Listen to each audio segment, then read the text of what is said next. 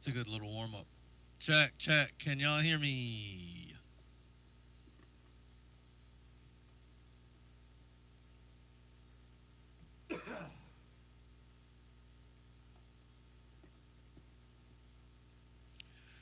I got a lot going on, and I got a lot going on. It's like one in college, three more. Oof, the stress.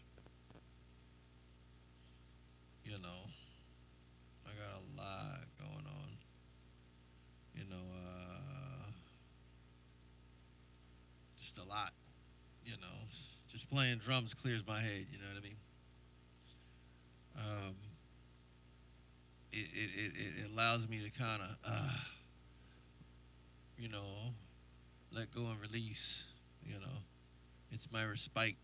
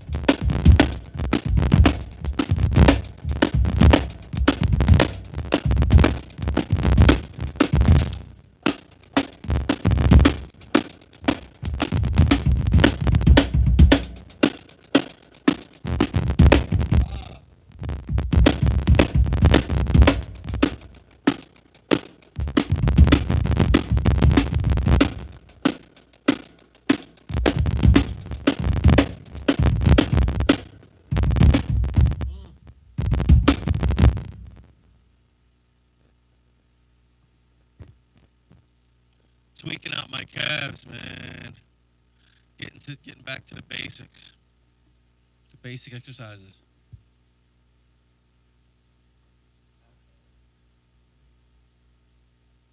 Thank you, thank you.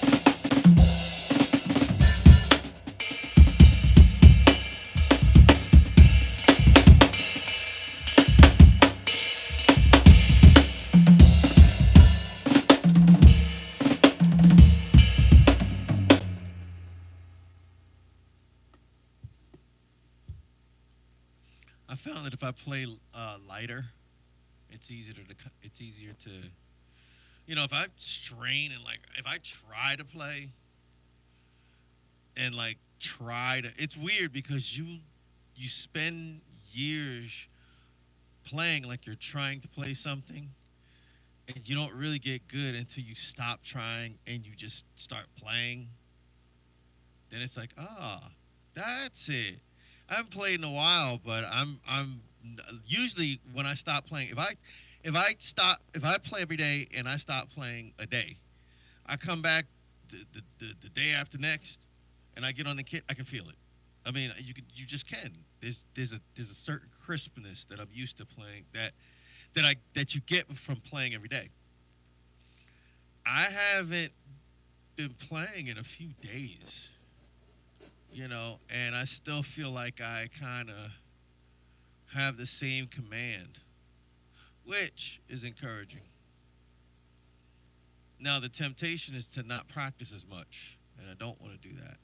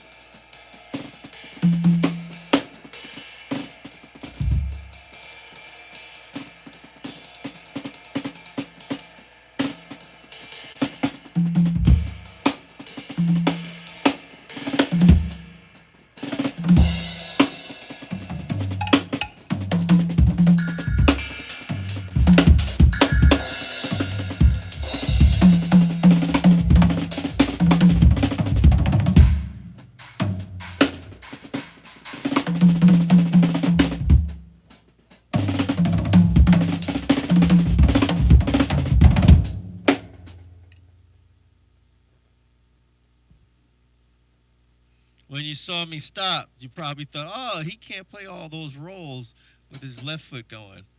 Yes, I can. If I don't, I'm choosing not to.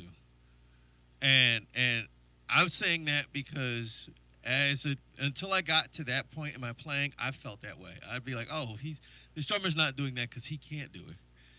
And then I'd see, especially on YouTube, you see a clip of the same drummer, like, oh, he stopped because he meant it. Or like your brain kind of tricks yourself into, oh, well, he just got better. No, he was always that good.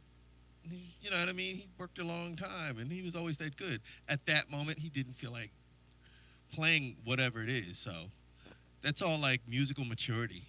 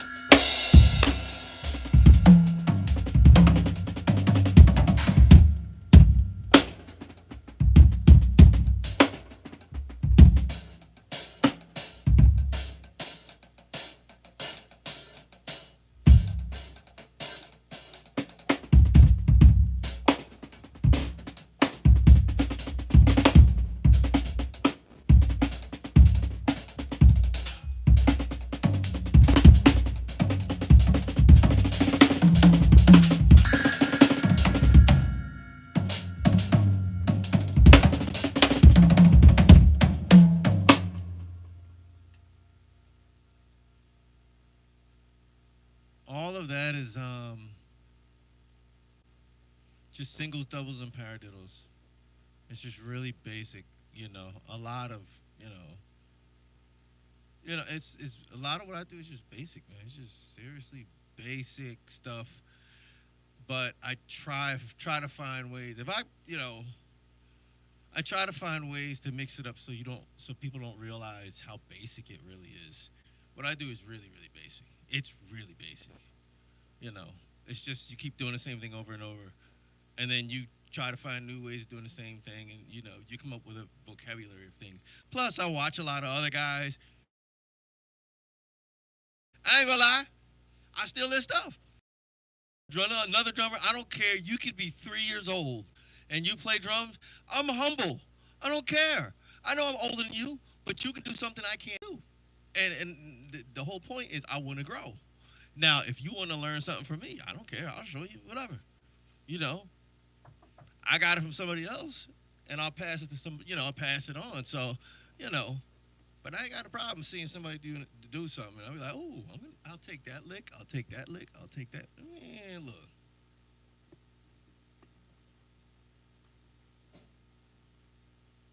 An EpiPen.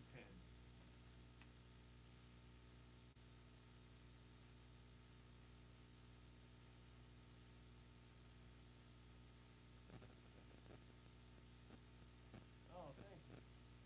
Jen.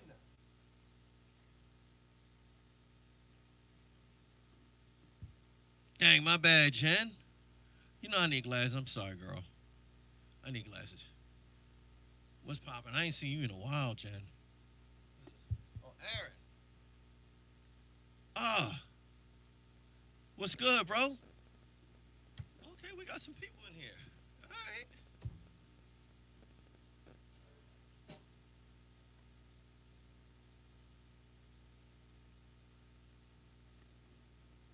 By the way, thanks, Aaron.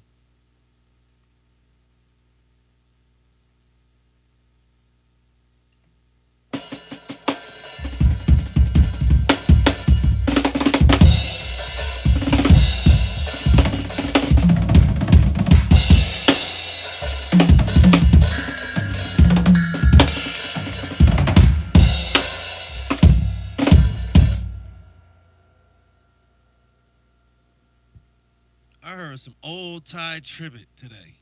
This morning, I was like, yeah. Like the old school stuff. That's the stuff when I got into gospel. Like Ty Tribbett, guys like that. Israel Houghton.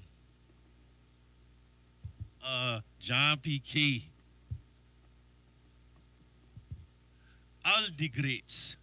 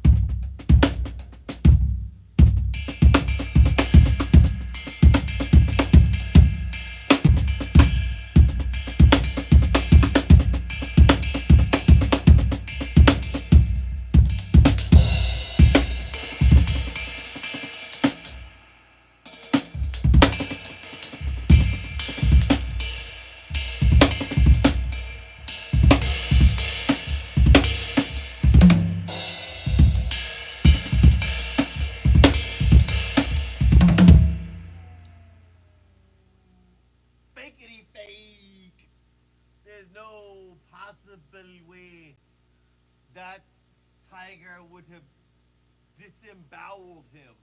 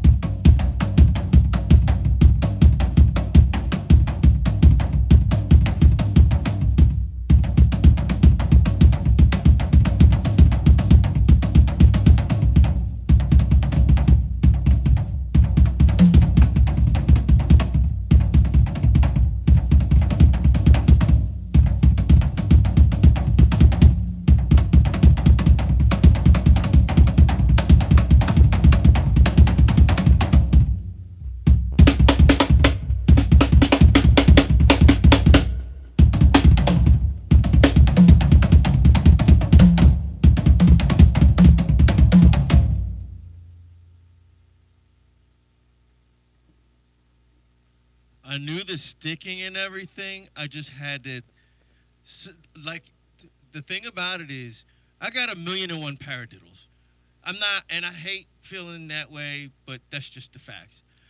I've been playing longer than a lot of y'all daddy been alive. I've been playing for over 50 years. So naturally, I've been playing forever. Pretty much forever. But, so it's no longer about can I do it?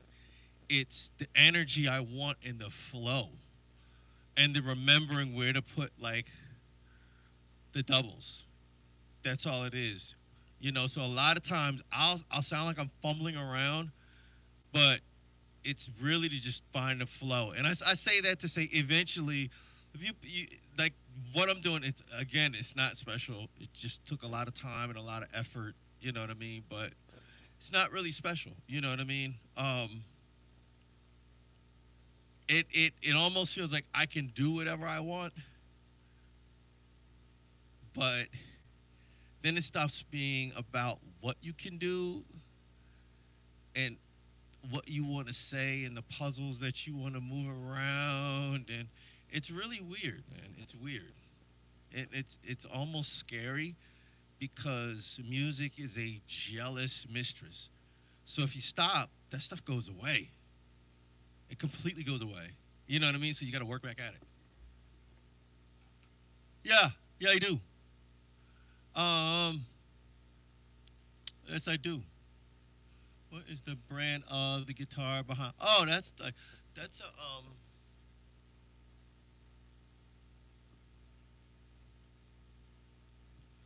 an old Tilano. It's like a cheap flamenco, but it works though. It sounds nice. Then I have that's an Ivan. No, that's is that a Yamaha? It's either Ibanez or Yamaha. I think I gave my son the Ibanez acoustic. I think that's a Yamaha with a Yamaha acoustic with a. It's got like a cheap pickup mic. I got it from Temu for like $10, but I got it from Temu for $10 so I could modify it. And now it sounds the way I want. I'm like a tear things apart and modify stuff type of guy. Um, I have a ES335, a blue one. It's packed away though, over there. And I got a cheap bass over here. I'm gonna change the pickups. I'm gonna put Bartolini um, passive pickups in it. You know, the whole Freddie Washington vibe. That's what kind of '70s, Freddie Washington vibe. Bass tone. That's what I want.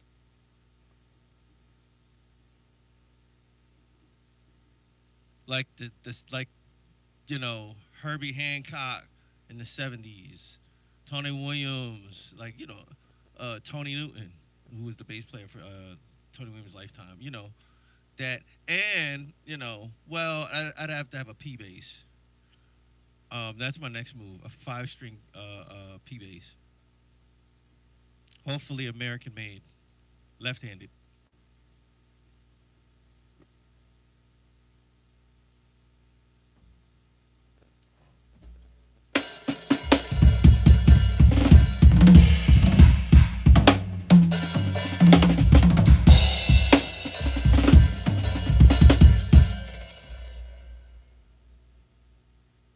Oh, what brand? I'm sorry. I'm sorry. I'm sorry. I'm sorry. I'm sorry. I'm sorry. I'm sorry. And I knew I knew you said something, and I saw it, and my brain just kind of went. But these are Ludwig breakbeats. These are ah, the Questlove Ludwig breakbeats. It's just a 16-inch floor, 12 tom, 13-inch, which I love, 13-inch floor tom. I actually have another 13-inch floor tom. I actually made a drum set, and it's the size is the drum set I made is the exact size as this. It's the exact same size. Like the only difference is the drums that I have. A friend of mine, he makes drums, and I chopped them down, and I had him put bearing edges on them. But that's more of a travel kit, and it's actually bigger than this kit. But it's a Ludwig. This is the floor tom right here. This wood colored floor tom. That's the floor tom to the other drum set over there. That's Mark Plays Drums brand. Um, Cymbals, Zildjian, A custom crash, 18-inch. So a medium crash, A custom. Um, my ride is a 22-inch medium low K Constantinople. You know, and I put duct tape like in a cross pattern under the cymbal, because if not, it's like very washy. And I'm not the only person with this. Like if you look at oh man, he's Roy Haynes' grandson. I can't remember his name. Marcus Gilmore. He's got the same symbol, and Marcus Gilmore has this symbol. Uh, the other guy I can't remember. He came out of Texas. He has the symbol. A lot of jazz guys have this symbol, which I like it because it's not too jazzy. Um, it works with just like all around with pop. Now, if I need some rock type stuff, I have some Sabians over here. Got a set of Sabians right here.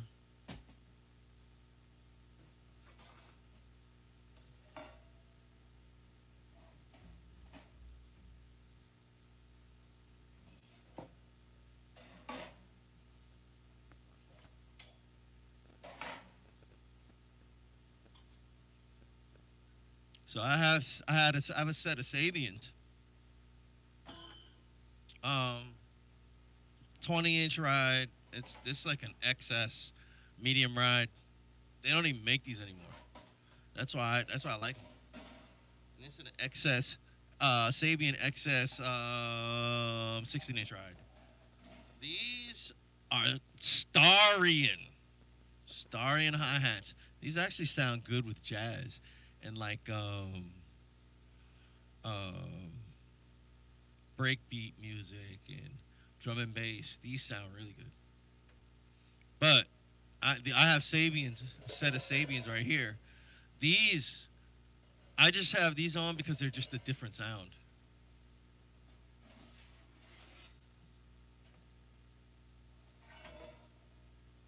Meaning I usually use these, but these I like these, and these in general. I'll say this: 14-inch hi hats.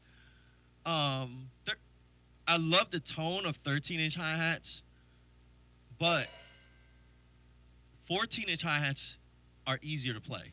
I'll say that much. For whatever reason, they're just easier to play. The only ones that I've had that were 13-inch, I had a pair of Zildjian K Custom Dark 13-inch hi hats. Um, they were like really dry, but they were really easy to play.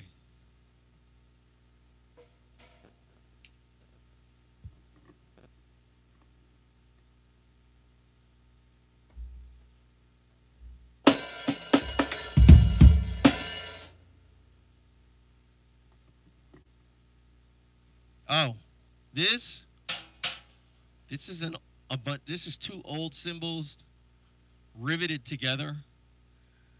So it's like I made a little mini stack. I cut it. I cut them both. I cut them down, and then like I had a grinder at the time, and I just grinded them down so that the edges are really smooth. That's two Sabian cymbals. That's something I made. This I got this for like $3 on Temu, and I just need something. I just needed something simple. This little LP plastic chumpy. I bought something from Music Go Around, and they threw this in for free. This is like a Minor Bell. I love this thing. Gurgle Boylai uses those sometime. This is a stack of the edge that was on here that I cut off. It was a Sabian that cracked, but the edge that was on, I took. Here's the edge right here.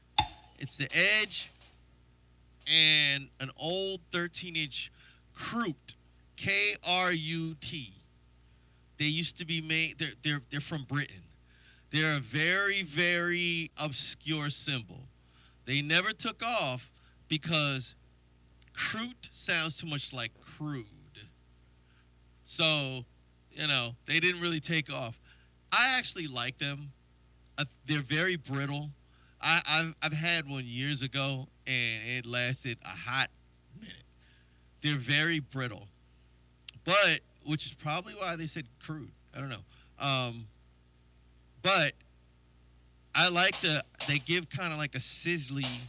It's like a stack. I I took the crude or the crude and I drilled screws into. I took the strip from this and put it on the bottom, drilled screws in there, um, and then I filed like the threading so the bolts wouldn't unscrew off, and then I stuck it in the oven and then heated it, and I just stuck it in there. I stuck it in the oven, to change the sound, and I turned the oven to like 450, you know. And then after I turned the oven to 450, I stuck it in there for like 40 minutes. And then I got these heat gloves. I used to work for, we used to do data cable, work with a lot of like installing like fiber optics and stuff. But I had these gloves. So like they could withstand all kinds of voltage because that's what they were meant for. So, and they were like really heat resistant and everything. So I took them, put my gloves on, brought it outside, hosed it down, watched the steam come up off it, kicked it around a couple times, took it back inside, washed it off, washed all the dirt off, and it sounded exactly the way I wanted it. You know, Because before it was like really, really bright, like it was grating. It was like now it kind of mellowed out how it sounds. This is a cheap Starion um, China cymbal. It's an 18-inch China. Now when you put stuff in the oven, when you put cymbals in the oven, you run the risk of making them really, really brittle. So that's what happened to this one. That's why it's got so many holes in it. You know, I'm not the hardest hitting, most cymbal breakingest guy. If I'm gonna be playing something like some kind of intense music, I got cymbals for that. I'll just switch them out. So this thing just kind of, it just literally, you know, I took it out. I did the same thing I did to this. I treated it the same way. Man, that thing. Man, look, it just started, pieces started, ping, ping, but it's still there. I like it though. It darkened it. I like it. You know, I don't like to hit it that much because I don't know what else is gonna fly off it. There's like cymbal chips. Or on that side, I have a practice kit over there. There's like cymbal chips on the floor. Oh, got her in the shoulder, not the shoulder with the needle.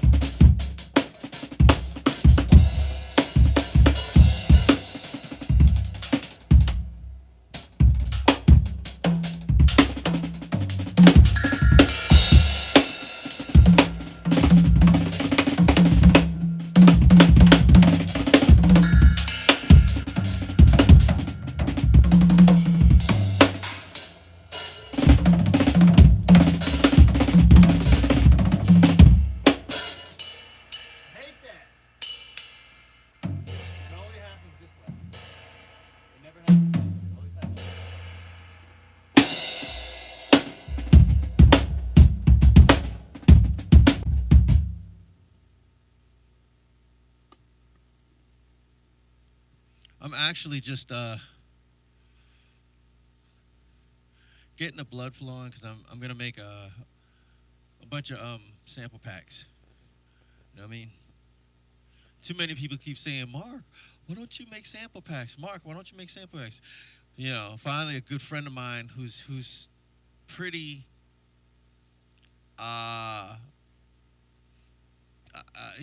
he's pretty deep in the industry. He was like, so why aren't you making sample packs? So, and I've known this guy since, man, I've known him and his brother Toby since, we were in a metal band together back in the day. Me, him, and another guy. We were in a metal band. So I've known him. Like, I went into the, I was in a Jersey scene, and then I went to New York, and I was in a New York scene. He was in New York. I was in a jazz scene and kind of dabbling with hip hop. He was in the rock scene, but he was always cool in the hip hop scene, so it didn't really make a difference. But his thing was mainly singer-songwriter stuff. And he's, he's a pretty big guy. But he's just a dude I knew from like high school. They used to come over my house every day.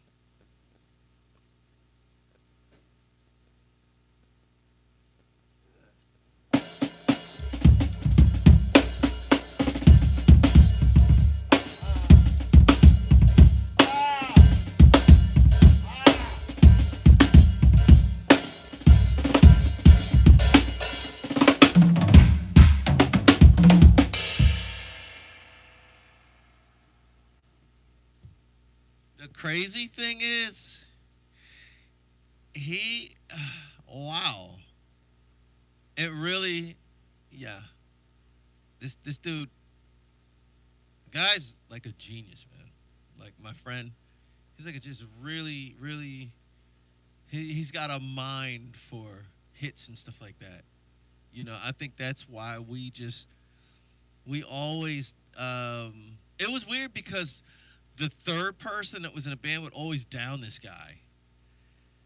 But me and him musically had kind of the same taste. We liked the same metal bands. We liked the same a lot of this, and he was a guitarist, you know. And we were willing to delve into other kinds of music. We were looking at pop music and hip hop, and this guy's a white guy who would come to me and say, "Hey man, did you hit like he?" So he and I were a lot really like I'd known the other guy before I met him, but he and I were eye to eye on a lot of stuff musically. So.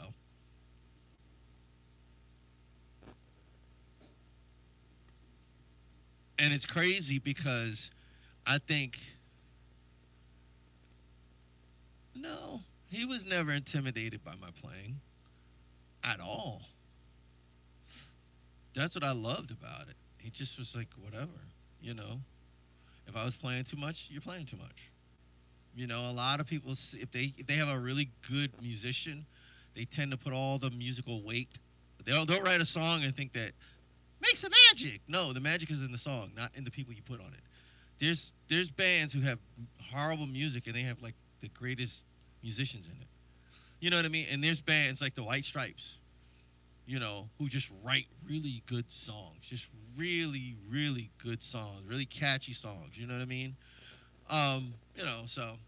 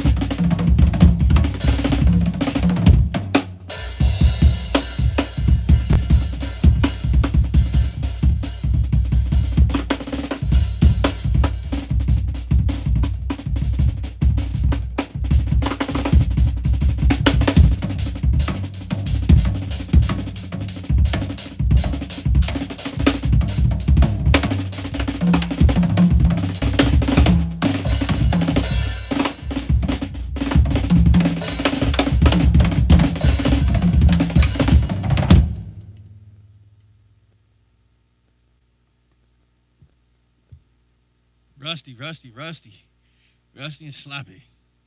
But I like doing stuff like that. Just going from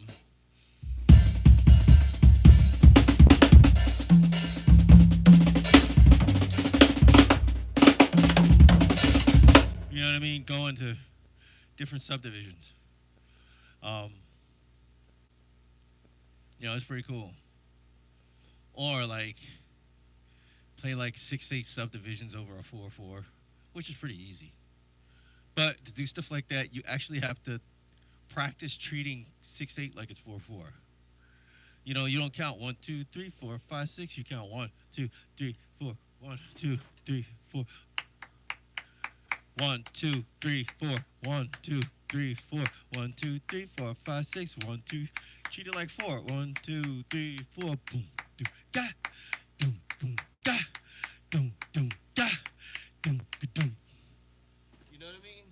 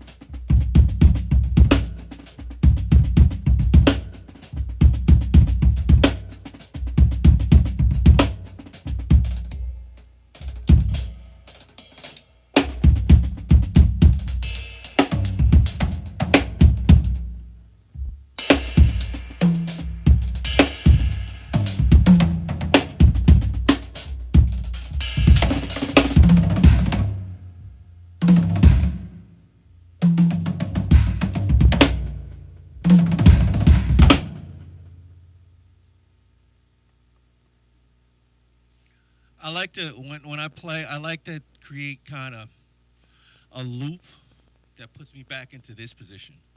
If I'm over here, I like to find a way to get back over here. You know, just like if I'm over here, I like to find a way to get back over here. Like I mean, this, you know, where else you gonna go? You know what I mean? So I try to like find a way to kind of move it around the kit. That's really the importance of moving stuff around the kit. I really didn't pay much attention to it until I got kind of further in my playing, and I started having more to say musically on drums. So now I was like, all right, man, I just painted myself in a corner. So I took the dumb way and tried to, instead of just, well, I couldn't afford lessons, so it is what it is.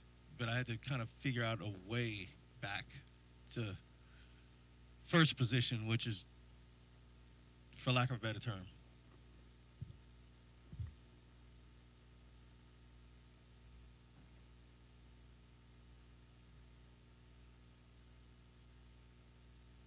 Yeah. Yep. Who's that?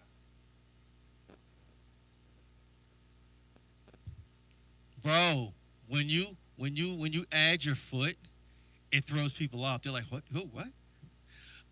But I try to, and you're right. It really doesn't like. It's you can do it with doubles. It only works with odd numbers, ones and threes. You know what I mean? Ones and threes, because you can go 4, 5, 1, 2, 3, 4, 5. You know what I mean? You could, or you can go. You know what I mean? But generally, it's you know the you keep. I try to keep the kick as simple as possible because it tends to kind of be an anchor, you know, for everything else.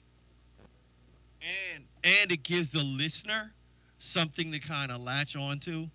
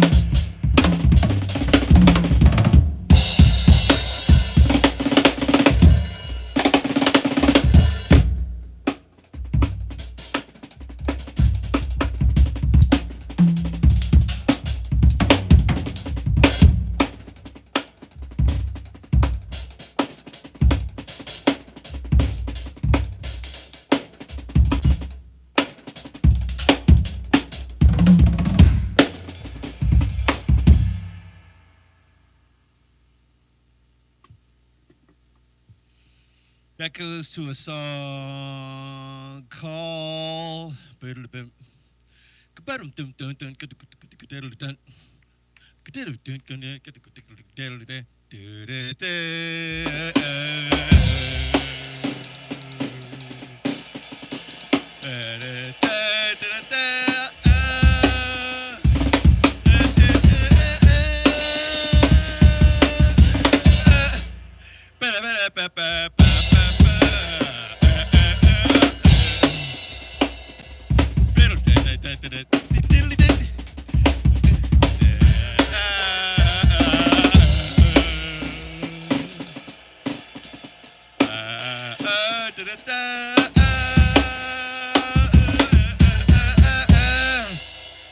That's it's a Herbie Hancock song. Oh, that's a mandrill. Wow. Yeah, that's a mandrill. Holy schmoly. That is a song by Herbie Hancock, and I can't remember the name of the song. I know Harvey Mason was the original drummer. I can't remember the name of the song. It's a classic song. Actual Proof. That's the name of the song. Actual Proof.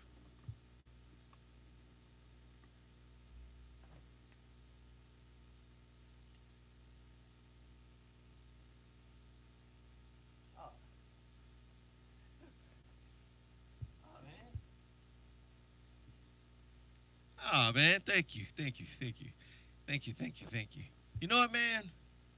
Um, I I leave it up to God, man.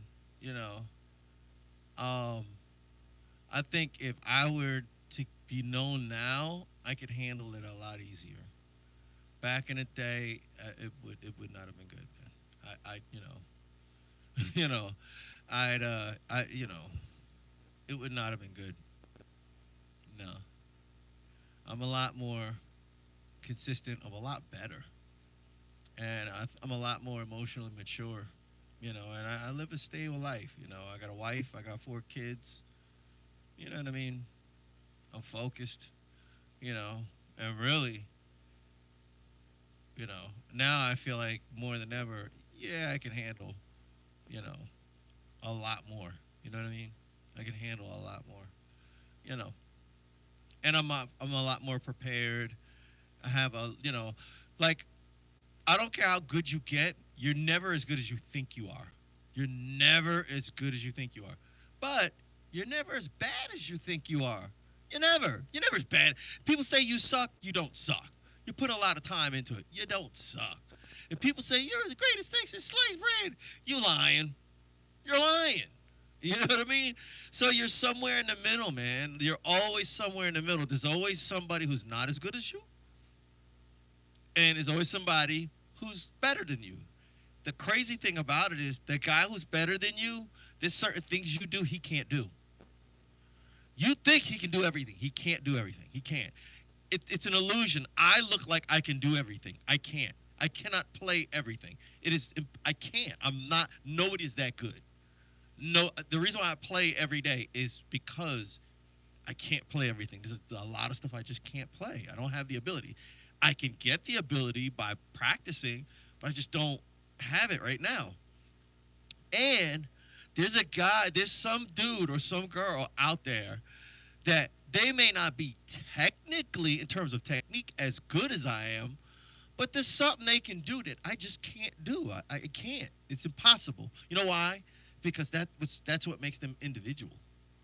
You know what I mean? So, you know, so I think I don't look as you're good or you suck. I see things as just everybody's in this race, and the race isn't a marathon, and it's more of a friendly marathon in terms of an exchange of ideas. You know what I mean? Um, we're like, and in terms of the drumming community, we're not really looking for the spotlight. I think that's just the nature of the drums.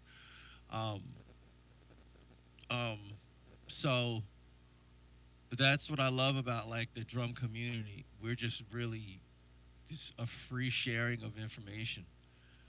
I steal from everybody, man. I will say this, because it's truth, but I will keep saying this. I steal from everybody, and I freely give because I know I got it from somebody else. You know.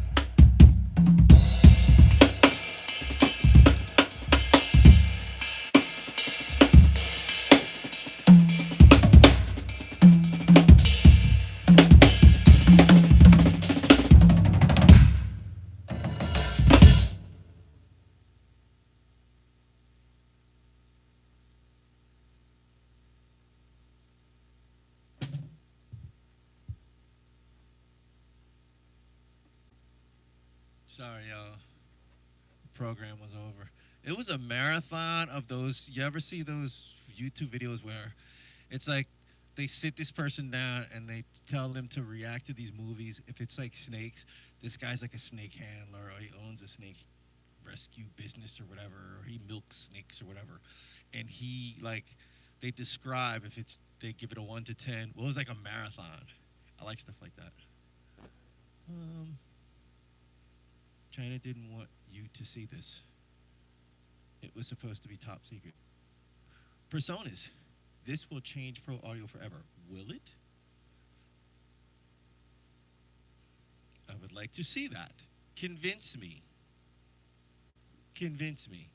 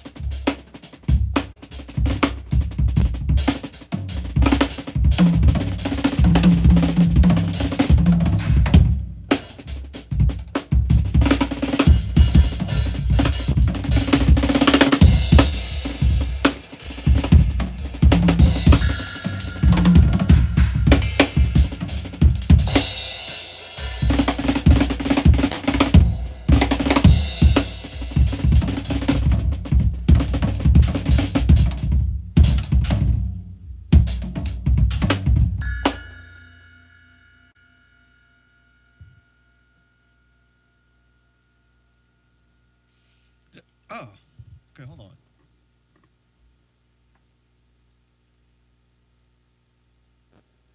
Yeah, yeah,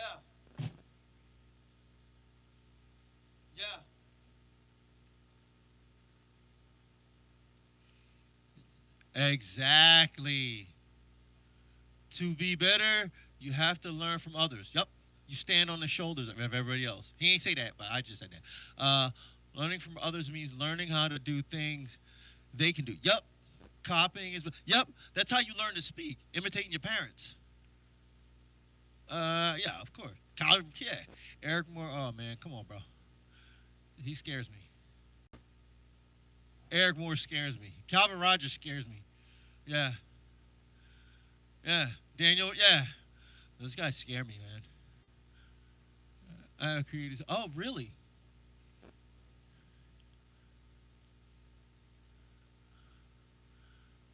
Yeah. Yo, bro. What? That's a lot of times when I play stuff interesting, I'll slow it down just for that.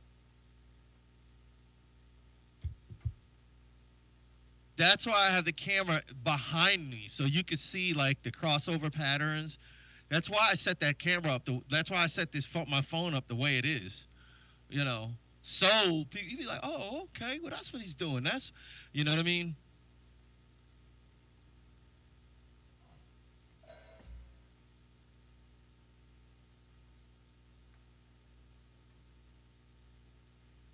Dang, what is going? Oh,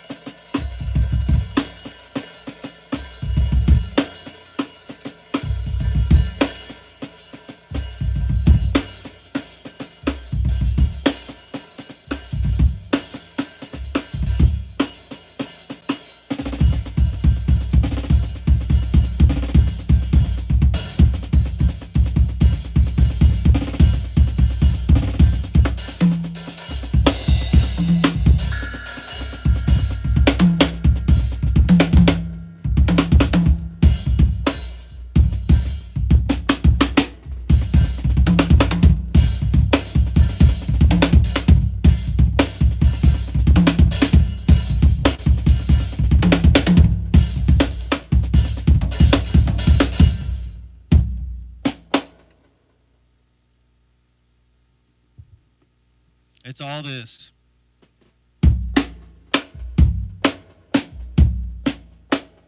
You just kind of with that. Once you get used to that, you can go.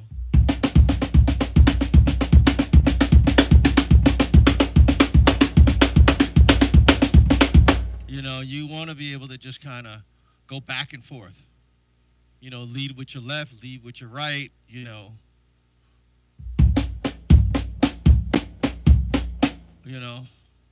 because once you can do that, that's a really good exercise. This kick right left, kick left right, kick left, kick right left, kick right left, kick left right, kick left right, kick. Now I go kick right left, kick left right, kick left right left, kick left right, kick right left, kick left right, kick right left, kick right left, kick left right, kick left right, kick right left, kick left right, kick right left. You know what I mean? Like if you can if you can say it and play it, that's when you know you got it. But because that's really hard because you got your brain has to. And when I'm just doing it, it's mindless. But when you have to think about it while you're playing it and then speak it, But if you can do that, it just kind of you can move that all around the kid. You can that's like that's like a slick move. But a lot of that stuff you go through periods where you're like, I'm learning stuff for the sake of learning stuff. Yes, that's the point. Learn stuff for the sake of learning it. Like I learned how to talk just by I would literally study thesauruses in dictionaries, and we had encyclopedias. We didn't have like iPads and stuff. We had books. I read all them joints. I read multiple I used to read the dictionary just in multiple dictionaries because some are different. A lot of them different. Like some have certain words and whatever, but you know, I apply drums the same thing to drums. If you want a vast vocabulary, you gotta learn stuff for the sake of learning it, and don't worry about implementing it in your playing. Don't worry about that yet. Learn it first, and then you do a little trial runs to see how it is. But don't do it until you can do it mindlessly. Don't implement it until you can improvise and just play it and make it sound like you do that every time. That's when you start. You know what I mean? If not, it's just at that point when you're beginning, just stay in the pocket, practice pocket. Because for me it was hard for me because I didn't come up in a situation of pocket. I came up in a situation. So I'm still learning pocket. I'm it's different, man. There's a difficulty of rock, but there's a difficulty of jazz. Like you can't just as a rock drummer go play a jazz set or play R&B set. It's different. It's completely different. It's completely different. Like you couldn't go tour with. Now there are drummers who can do both, but they worked at both. You know what I mean? Like one of my favorites is Dave Elitch. You know, he can do metal, he can do pop, he's played with the Mars Volta, Miley Cyrus. I learned about him. He was playing gospel. And this is a Jewish kid. Like he's not even Christian. He's Jewish. You know what I mean? But he was doing like God. I learned about him from Gospel Chops. When they had the Shed Sessions video, he was playing a lead song, murdering it. And then that's when you had like Thomas Pridgeon and guys like that, and you had Ronald Broner, you had what's his name, Justin Brown, you had Eric Moore, you had a lot of people. You had Lil Man, he's big now. I can't remember. Lil what's the name, Smith? Not Justin Smith. His name is like Justin something Smith. I can't remember his name, but him, Nick Smith, Lil Nick Smith. Um, had a lot of dudes like the dudes that are big now. All them dudes was in gospel chop shed sessions. You know what I mean? And all them dudes could play rock, they could play metal, they could play punk, they could play jazz, they could play gospel. All them dudes, all them dudes.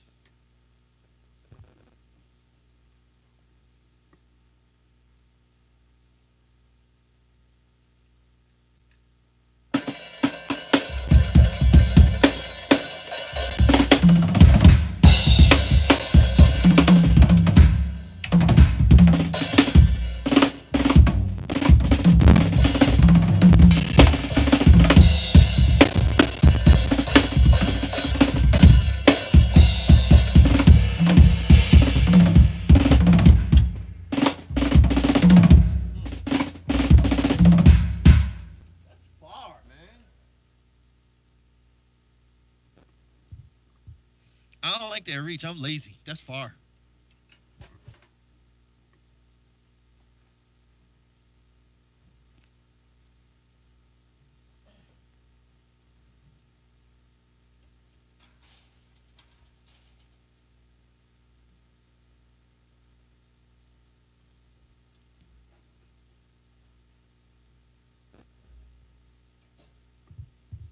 Now it seems too close.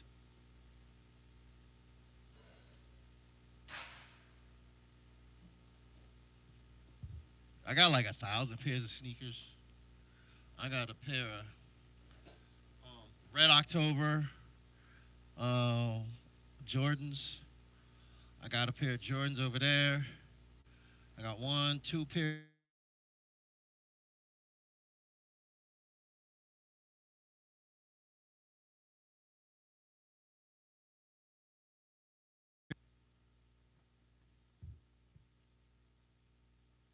Got a couple pairs of Nikes.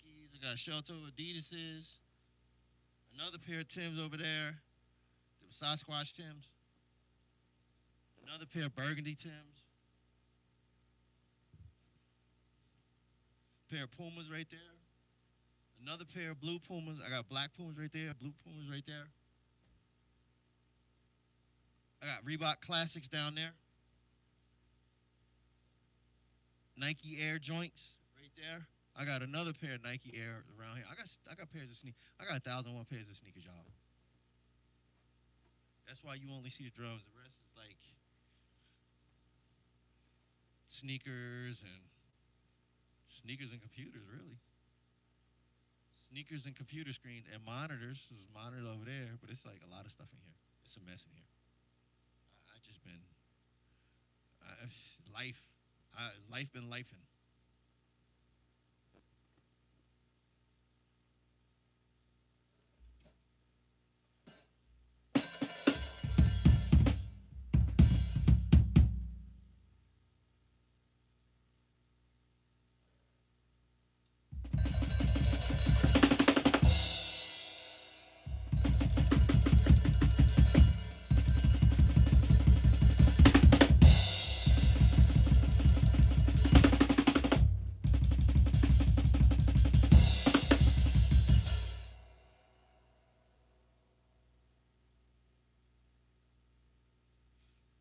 That's what this. I'm listening to this rock song right now. This guy's he's testing out this new what do you call it?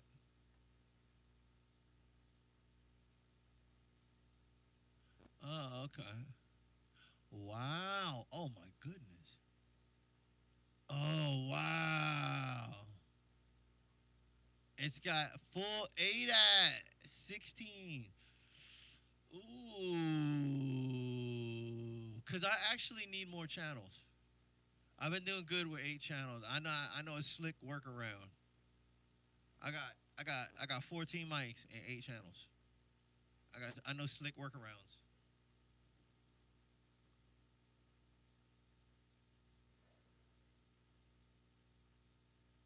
Indonesia.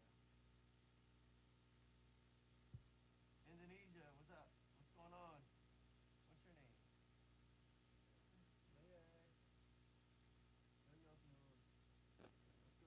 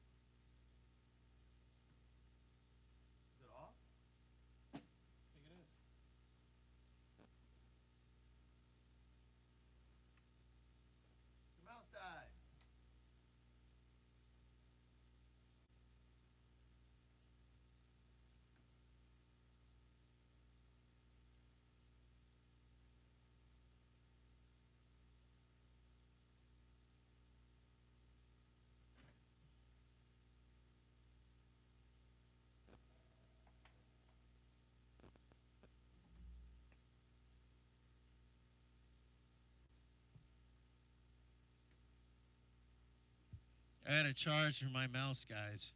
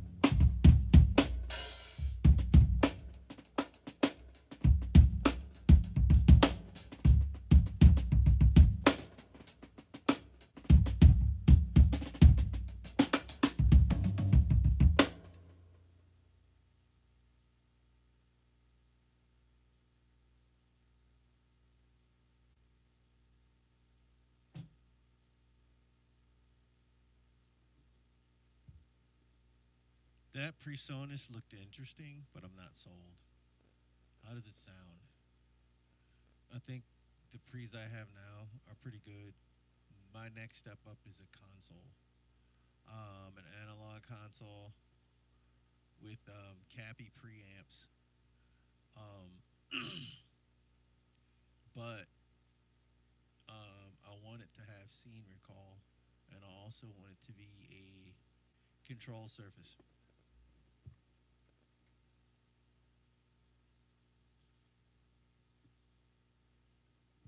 You know what I mean? I want it to be a control surface in addition to, and then the board. I have a board, a console specifically that I'm thinking about.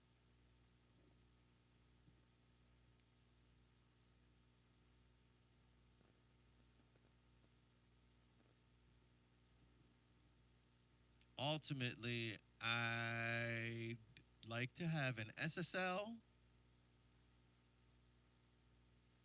a small SSL matrix, 16-inch 16 channel matrix, and there's another console. I'd like to have a 32 channel console. I can't remember the other one. Um, oh, I can't remember the name of it. My mind's going blank.